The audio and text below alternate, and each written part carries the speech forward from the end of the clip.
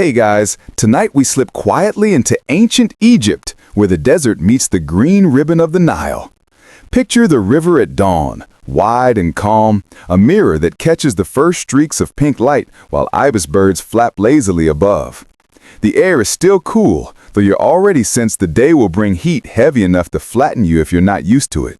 In fact, you probably wouldn't survive the first week here without some serious acclimation, and that's before the local mosquitoes even get a taste of you.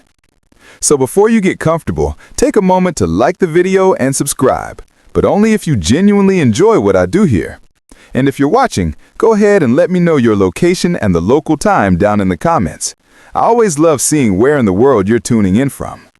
Now dim the lights, maybe turn on a fan for that soft background hum, and let's ease into tonight's journey together. You wake on a reed mat, the smell of smoke from last night's small cooking fire still faint on your clothes. The clay walls of your mud brick house are warm to the touch even at sunrise, already storing up the heat of the day like a patient oven. Somewhere nearby, a rooster you don't own insists on becoming everyone's alarm clock. Chickens, by the way, were latecomers to Egypt, but in this imagined morning, one struts past anyway because historical timelines don't always match what you picture. And historians still argue whether domestic fowl were introduced here around the New Kingdom or much later. Stepping outside, you hear the village beginning to stir. The Nile gleams just beyond the fields, the lifeline of everything around you. Without the river's flood, the soil would be dust and stone.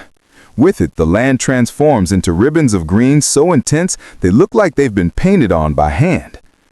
Mainstream history tells us that the flooding was fairly predictable, enough that entire calendars were built around it. Farmers prayed for a good flood, not too shallow, not too high, like Goldilocks with water levels. As you trudge toward the riverbank, the ground feels soft under your feet, still damp from irrigation channels cut by hand. Water buffaloes stand in the shallows flicking their tails, looking unimpressed with human industry. Somewhere a boy is already singing to himself as he drives a small herd of goats toward a patch of grass. If you're squinting, the whole scene looks timeless, as though this morning could be happening 3,000 years ago, or yesterday. You lean down, scoop up a handful of Nile water and watch it drip back through your fingers. It's murkier than you expected. Even in antiquity, Egyptians worried about water quality. Papyrus scrolls mention boiling and straining methods, though whether they worked effectively is still debated. One quirky tidbit, some texts recommend using crushed barley seeds to purify water, which sounds suspiciously like an excuse to brew more beer, but maybe that was just multitasking. The sun pushes higher, lighting the tops of palm trees until they glow like fiery spears. You smell bread baking already, flat loaves slapped onto hot stones. Families work together, with women and girls kneading dough while small boys stoke fires. The aroma is rich, nutty, and almost sweet. You can't help but feel a pang of hunger, though you remember that breakfast comes later. First, there are morning chores, and no, nobody has invented coffee yet, so you'll have to get through this on sheer Nile-side determination. Your neighbor waves as he passes, carrying a basket of fish strung together like a wriggling necklace. Fishing was one of the earliest Nile traditions, though the methods varied: nets, hooks, even harpoons for bigger catches. Some scholars say certain fish species were taboo to eat depending on the region. Imagine refusing a perfectly good tilapia because the local temple frowned upon it. Historians still argue whether those taboos were strictly enforced or just loosely observed. A small child runs past you barefoot, giggling, and tosses a mud ball that misses your head by inches. You realize sandals would have been a good idea, but shoes were optional luxuries for most villagers. The ground is uneven but soft, warm already. You hear the bray of a donkey, see its long ears twitch, and realize just how central these animals were. Donkeys hauled water jars, carried crops, and stubbornly resisted orders, pretty much the same as they do today. As the day begins, you sense the rhythm of life falling into place. Chores, meals, prayers, gossip, and endless work tied to the land. It's not glamorous, not filled with golden treasures or dramatic hieroglyphic epics, but it's life as most Egyptians knew it. Simple, repetitive, sometimes backbreaking, and yet strangely soothing, because everything has its cycle, as reliable as the river itself. You take one last look at the shimmering Nile. It seems calm now, but you know its mood shift. gentle floods, violent surges, and years of drought that could make entire villages vanish. For this moment, though, it's a mirror to the rising sun, whispering the start of another day that looks so ordinary and yet carries the weight of millennia in its ripples.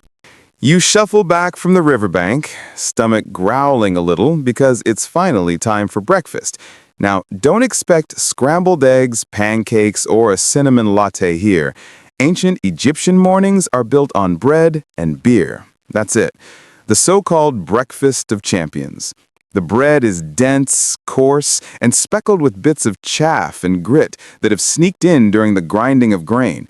The stones used to crush emmer wheat leave tiny fragments behind, so when you chew, it's a little like biting into a deliciously flavored sandpaper. Archaeologists studying mummies often find worn-down teeth, ground almost flat from decades of eating this crunchy delight. On the bright side, you won't need to floss tonight. Next comes the beer. Forget the frothy, golden drink you picture from your local pub. Egyptian beer is more like a thick, sweet, porridge-ish liquid. Sometimes it's chunky enough that you'd almost need a spoon. But in a land with a blazing sun and limited clean water, this murky brew is safe, filling, and, most importantly, mildly intoxicating. Perfect for taking the edge off another day in the fields. Historians still argue whether it was nutritious enough to count as a meal on its own, or if that's just wishful thinking from ancient farmers who didn't want to cook more food. The process of brewing involves baking a batch of half-cooked bread, crumbling it into vats, mixing with water, and letting it all bubble into a tangy concoction. Some batches even have dates or honey added, making them sweeter. You take a sip, feel the faint fizz, and imagine villagers clinking clay mugs together, mumbling something like cheers, though they probably didn't use that exact word. It's a surprisingly communal moment. As you sit cross-legged with a group, tearing hunks of bread and dipping them in a smear of beans or onions, you notice how central food is to daily rituals. Sharing is survival. Without the collective storage of grain in silos, carefully counted and taxed, of course, famine would strike far more often. One mainstream fact you might not realize, bakers often work directly for temples or estates, their production tied to religious offerings as much as to family tables. And yet, quirks abound. Records mention workers being paid in bread and beer rations. Imagine doing a full day of stone hauling and getting handed 5 loaves and 2 jugs at the end. Forget direct deposits or checks. Your paycheck is literally dinner. Sometimes the beer allotment was so generous, you wonder how anyone got anything done. Maybe that explains the occasional wobbly hieroglyph line carved on a tomb wall. There's also the matter of onions. Yes, onions. Egyptians adored them, so much so that some were placed in tombs as offerings. You chew into one now, sharp and spicy, your eyes watering. Was this breakfast or self-inflicted punishment? Hard to tell. Historians still debate whether onions had religious symbolism, possibly tied to their layered shape, or whether they were just cheap, abundant, and good at keeping away mosquitoes, or friends, depending on your breath. Children run by, their faces sticky from date syrup, laughing with mouths full of crumbs. Someone nearby tries to sing a tune while tapping a little drum, though it's too early for most people's taste. A sleepy father mutters that the beer isn't strong enough, and everyone chuckles knowingly. Humor hasn't changed much in 4,000 years. You take another bite, crunching through grit again, and think about how this humble meal has powered empires, monuments, and endless cycles of life along the Nile. It's not glamorous, but it's deeply human. Each chew ties you to thousands of years of breakfasts, the kind no one writes epic poems about, yet the kind that truly sustains a civilization. The sun climbs higher, shadows shorten, and your belly is finally full, though perhaps not comfortably so. Bread lodged in your teeth, a faint buzz from the beer, and the day stretches ahead. Time to stand, stretch, and wonder what scratchy outfit you're about to wear into this long, hot morning. Your belly is full, your head is pleasantly fuzzy from that thick beer, and now comes the moment of deciding what to wear. Spoiler, it won't be complicated. Ancient Egyptian wardrobes are not exactly bursting with options. Still, you tug at a folded length of linen and prepare yourself for the scratchy embrace of history's most practical fabric. Linen, spun from flax plants, rules every closet. Cotton and silk are still centuries away from strutting your stuff here. The threads are pale, almost white, and when freshly woven, they gleam faintly in the sun. But don't get too romantic about it. Most people's tunics are coarse, stiff, and about as comfortable as wearing a bed sheet that's been washed with gravel. Richer folk might enjoy softer, finely pleated linen that ripples elegantly when they move, while you, humble villager, wrestle with a fabric that feels like it's exfoliating your skin with every step. The mainstream fact is that Egyptians wore linen not only because it kept them cool, but also because they believed wool was ritually unclean. Wool might keep you warm, but in this climate, it just wasn't worth the sweat. So you wrap the garment around you, tie it with a simple belt, and try not to scratch. Historians still argue whether everyone pleated their clothes at home or if that delicate accordion style was reserved for the upper classes with servants who had the patience of saints. And here comes the fun part: accessories. You don't leave the house without a charm or two because protection from bad luck is always in fashion. Maybe you slip on an amulet in the shape of the Eye of Horus, a tiny phaon bead strung on cord, believed to ward off illness and envy. Or perhaps a scarab beetle, carved from green stone, because who doesn't want a good luck bug hanging around their neck? Some folks even carried little figures of Bes, the short, squat, grinning household god, who was basically the ancient Egyptian version of a protective garden gnome. Quirky, yes, but effective, or at least reassuring. Children are smeared with protective ointments too, sometimes thick layers of oil and resins that glisten in the sunlight. One neighbor pats a squirming toddler coated like a roast chicken, muttering blessings under her breath. You've heard odd remedies about mixing crocodile dung with oil to keep away both sunburn and evil spirits. Maybe it works, maybe it just makes you unpopular at parties. Historians still argue whether crocodile dung sunscreen was widely practiced or just an outlandish recipe noted in a single medical scroll. Either way, you make a mental note to stick to shade. You glance at your reflection in a pot of water. Linen tunic, slightly uneven, amulet hanging awkwardly, hair cropped short. Hairstyles, by the way, are a big deal. Men and women often shaved their heads to escape lice and heat, then wore wigs on special occasions. These wigs could be elaborate, braided with beads, or sometimes just practical and short. You run your hand across your own sweaty scalp and decide you're grateful no one expects you to maintain glossy wig hair while herding goats. Makeup is another layer of the morning ritual, though not just for glamour. You rub a little black coal under your eyes, and instantly you feel both fabulous and shielded from the glare of the sun. Scientists have found that the lead-based compounds in Egyptian cosmetics may have helped prevent eye infections too. So yes, your eyeliner is medicinal. Somewhere an ancient scribe is rolling his eyes at modern beauty influencers, muttering, "He did smoky eye first." As you adjust your belt and sling a satchel over your shoulder, you realize you look remarkably similar to almost everyone else in the village. Fashion here isn't about standing out, but blending into the steady rhythm of the community. That being said, you can still imagine wealthier neighbors swanning by in pleated linen gowns, gold jewelry glittering, and perfumed cones of wax melting slowly atop their heads, releasing fragrance as they walked. Try not to stare. It's hard to look glamorous when you still got crumbs of gritty bread in your teeth. One last check. Amulet in place, eyeliner sharp, tunic only slightly itchy. You're ready.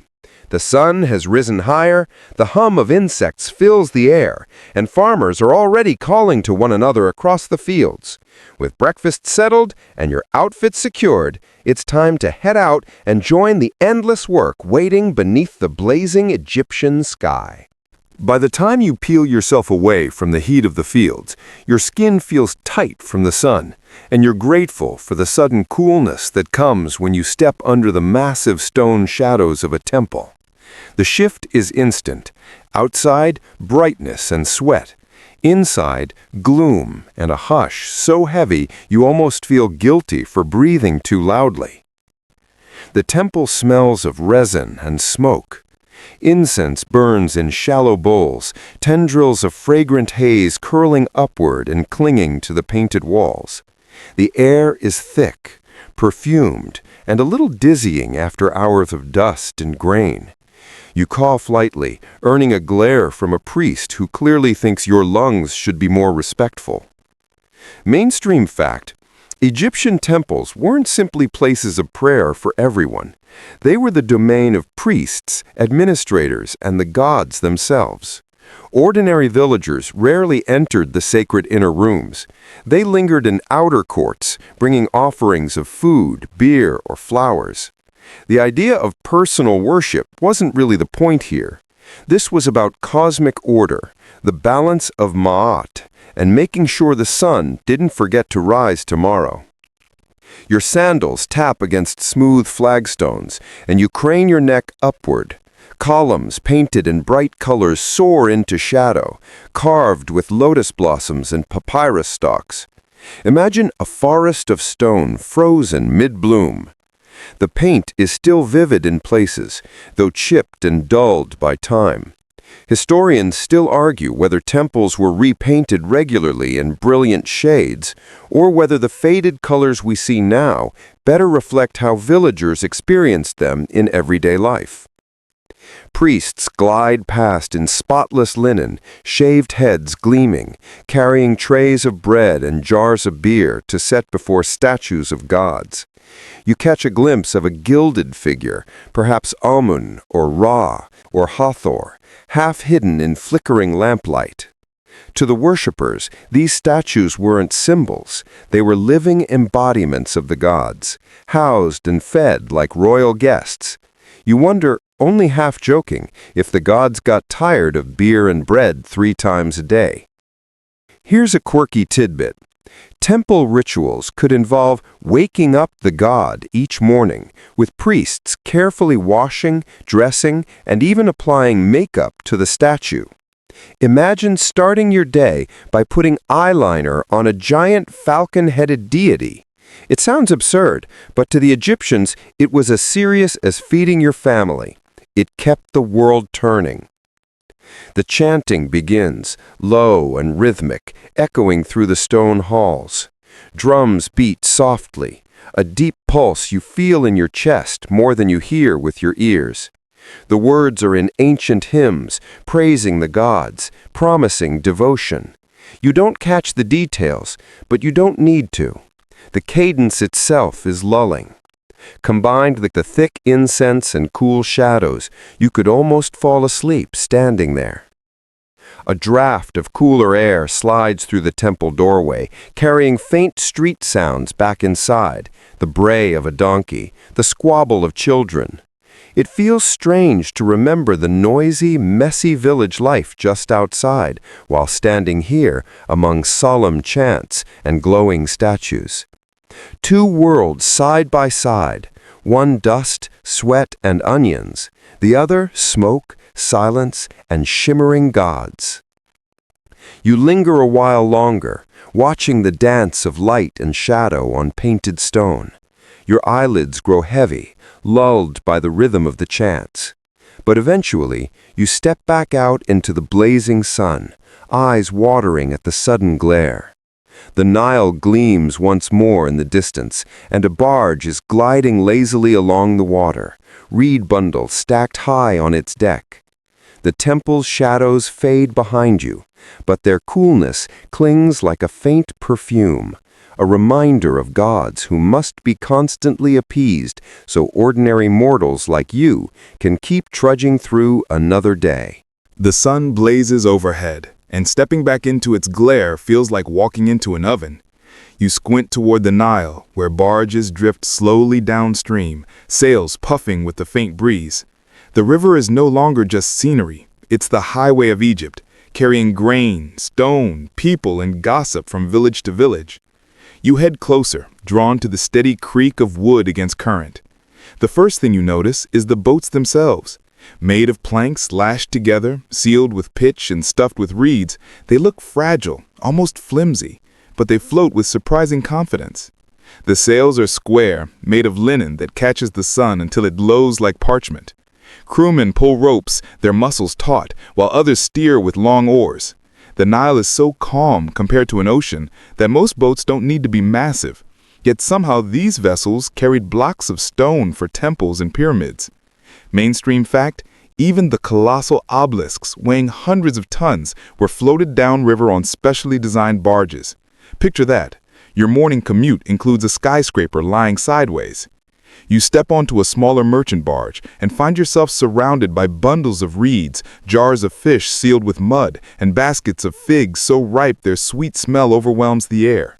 A trader grins, offering you a taste of dried dates, sticky and chewy, while another boasts about her basket of onions as if it were treasure. Commerce here is loud but oddly friendly, full of exaggerated claims and cheerful bartering. One quirky tidbit, Egyptians sometimes transported live birds in wicker cages stacked high on boats, their squawking echoing across the water. You can imagine the chaos, hundreds of honking geese crammed together, flapping wings while sailors shout over the noise. Historians still argue whether these river convoys were carefully scheduled under state control, or more like a free-for-all where private traders just shouted until someone listened. Either way, you're grateful you only have to ride along, not manage the inventory. The river air is different from the fields, cooler, carrying hints of water lilies and damp reeds. You lean against the rail, feeling the gentle sway as the boat cuts through the current. Fish leap occasionally, flashing silver, and a fisherman casts to net with a practice flick. His children splash nearby, laughing as they try to scoop up minnows with their hands. You almost forget the heat beating down, soothed by the rocking rhythm of the boat. On the opposite bank, you spot another barge passing, this one painted with bright red stripes. Its deck is crowded with pottery jars, and a group of musicians strum lyres and beat hand drums. Music on the Nile. It's part entertainment, part advertisement. Why not lure customers with a catchy tune? You half expect one of them to break into an ancient jingle for onions, but mercifully they don't. The boat glides past fields dotted with workers, then by clusters of papyrus reeds so thick they form floating islands. Birds nest among them, storks lifting off with heavy flaps of their wings. The river is alive, a constant hum of movement and sound, so different from the still sanctity of the temple. This is Egypt's bloodstream, carrying everything that sustains daily life. As you drift, your mind wanders to the bigger picture. The Nile doesn't just connect villages, it binds the whole kingdom. Pharaohs relied on this watery road to project power, to collect taxes, to feed armies. Without the river, there is no Egypt, only scattered desert settlements lost to the sands. You run your fingers along the warm wood of the boat, aware that every plank, every rope, every oar is part of a system that has lasted thousands of years. The boat pulls into a small dock, and you step on sun-bleached planks, ears ringing slightly from the shift in sound.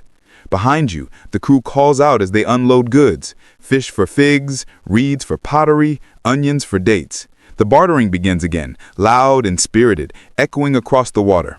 You smile, realizing the Nile isn't just a river, it's a floating marketplace, a stage, a lifeline. And for the moment, you're part of its endless current. You step into the rising heat, linen rustling as your sandals, if you're lucky enough to own them, scuff the packed earth. The path winds past low mud brick homes, each with clay jars stacked outside, and then opens onto the wide, dazzling spread of farmland. The Nile's gift lies before you, flat and fertile, a green carpet stitched with channels of irrigation water. This is where most Egyptians spend their waking hours, bent, sunburnt, and patient, coaxing crops from the soil. A farmer waves you over, gesturing toward a pair of oxen tethered to a wooden plow. The animals grunt and shuffle, their hooves sinking into damp ground as the blade cuts a shallow trench. It's not glamorous, but it works. And it's one of those mainstream facts.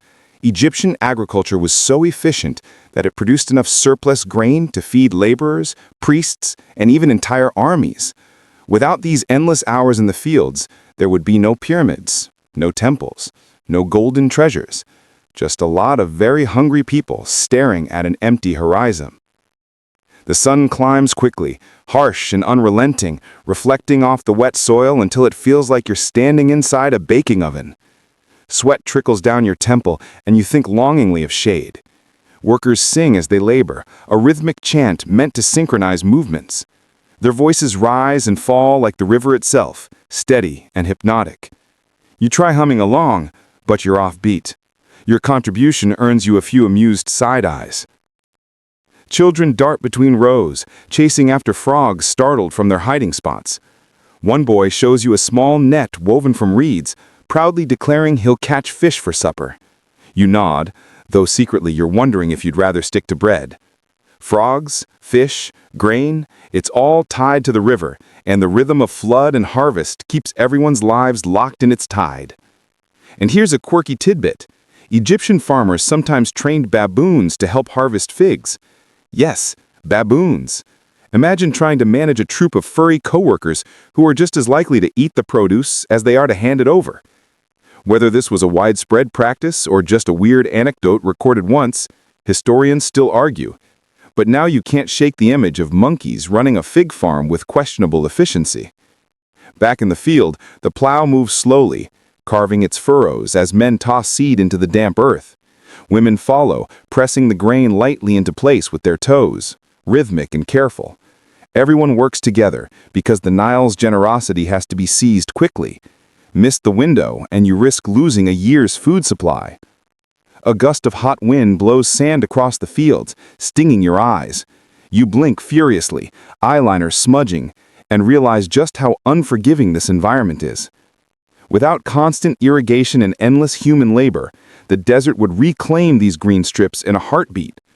That's why fields are lined with dikes and channels, all maintained by hand. A farmer crouches by one now, scraping mud into place to direct the trickle of water where it's most needed. You squat beside him, trying to help, though your efforts only result in a small mudslide. He laughs kindly, shakes his head, and shoos you back before you ruin the whole system. Overhead, a flock of geese honks noisily, circling before landing near the riverbank. Egyptians domesticated geese long before chickens became common here. Geese eggs and meat are valuable, though a bit gamey, and you realize that catching one would probably be a sport all its own. For now, the honking chorus becomes background music to the endless rustle of grain stalks in the wind. You glance at the horizon, shimmering in the distance, and think about how precarious this life must have been. 1 year of poor flooding could mean famine. Yet Egyptians managed for millennia, developing calendars, storage systems, and state granaries. Historians still argue whether ordinary villagers truly trusted the pharaoh to intercede with the gods for good floods, or if most people simply relied on their own stubborn luck. Either way, you keep your head down, push through the heat, and pretend you're used to it. Your back aches just from watching. You rub your shoulders, realizing you haven't even done the hard work yet. But that's the point. Daily labor here isn't glamorous or epic. It's repetitive, sweaty, and necessary. And yet there's a strange calm in it, a rhythm that lulls your thoughts, like the soft buzz of insects or the low chant of workers in the sun. The day stretches long, the Nile gleams, and you feel both exhausted and strangely soothed. Farming here is less about glory and more about survival. But it's survival that builds everything else: temples, palaces, even the history we're quietly wandering through right now.